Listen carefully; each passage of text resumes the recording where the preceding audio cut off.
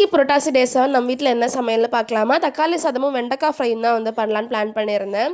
ரெண்டுத்துக்கு தேவையான வெஜிடபிள்ஸுமே ஒரே டைமில் வந்து கட் பண்ணி வச்சுட்டேன். வெண்டைக்காய் ஃப்ரைக்கு வானல்ல எண்ணெய் ஊற்றி பச்சை மிளகா, கடுகு, அதுக்கப்புறம் வெங்காயம் போட்டு நல்லா வதக்கிட்டு குட்டி குட்டியாக கட் பண்ணி வச்சுருந்தேன் வெண்டைக்காயும் போட்டு சால்ட்டு, வீட்டு மிளகாத்தூள் போட்டு நல்லா ஃப்ரை பண்ணி எடுத்தோம் அப்படின்னா வெண்டைக்காய் ஃப்ரை வந்து சூப்பராக ரெடி ஆயிடும்.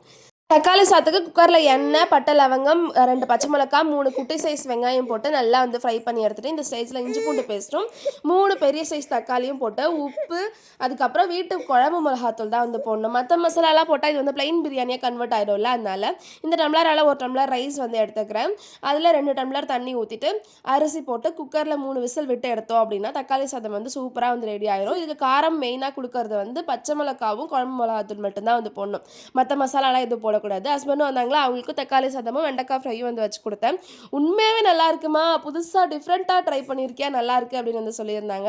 நிஜமாவே நல்லா இருந்துச்சு. நீங்களும் வந்து மறக்காமல் ட்ரை பண்ணி பாருங்க.